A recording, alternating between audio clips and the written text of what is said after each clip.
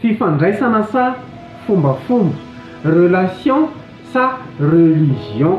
Samy hafa reo anankiroa reo, fa maninona no misy kristianina milaza hoe za dia manana fifandraisana amin'Andriamanitra.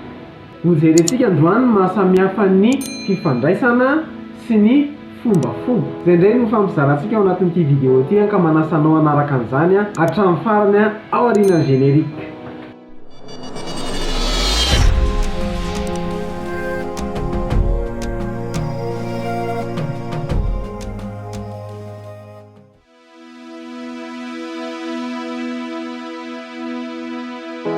Faly miarabantsika rehetra tompoko tonga soa anatin'ity vidéo vaovao ity narindra-pamonjena ara-kotonirina ny anarako an'izay tsy mahalala mpanompo kely tsy manana no ianao fa zay mba fahasoavana kely mba nomen'Andriamanitra dia fampizarantsika hoy ny baiboly hoe zay nahazo maimaim-poana aoka izy izara maimaim-poana. Mijerentsika androany hoe fifandraisana sa fombafomba.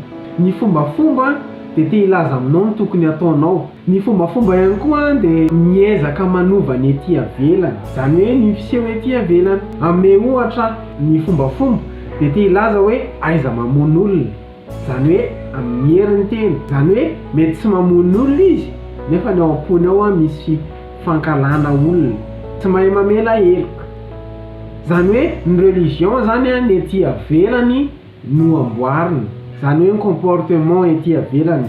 Fa ny fifandraisana kosa na ny relation dia Andriamanitra no manova anao, Andriamanitra no manova antsika any anaty, Andriamanitra no manampy antsika hiova. Le teo zao tamin'le religion teo isika miezaka amin'ny herin'ny tenantsika hiova, hiala amina fahazaran-dratsy sy ny ohatr'izay, hoe tsy hanao an'izao amin'ny herin'ny tenantsika. Fa amin'ny relation izay no mila hananantsika fifandraisana lalina amin'Andriamanitra isan'andro. Rehefa manana fifandraisana amin'Andriamanitra isika dia Andriamanitra no manova antsika.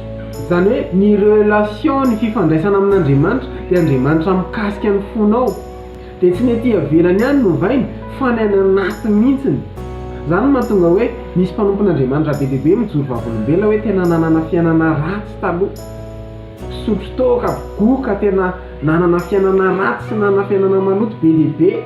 Ary tsika ireo efa ohatr'izany, fa rehefa nandray an' Jesosy ho tompo sy mpamonjy ny fiainantsika, tsy hoe miezaka ny ho tsara isika, fa ny herin'Andriamanitra ao anatintsika no nanova. Izay zany mahasamy hafa ny relation sy ny religion. Ny relation dia Andriamanitra no manova ny ao anatintsika, ary rehefa miova ny ao anaty dia miova ny ety ivelany. Fa ny religion kosa na ny fombafomba dia ezahana fotsiny ny ovaina ny ety ivelambelany, mifanaraka an'izay tokony atao nefa ny any anaty any tsy miova akory. Misaotra anao nanaraka ny vidéo hatramin'ny farany, mino fa zasy ianao dia olona manana fifandraisana lalina amin'Andriamanitra. Amin'ny heriny toy izao indray ny fotoanantsika manaraka dia aza misalasala aminay kely, commenter, partager. Hello mato.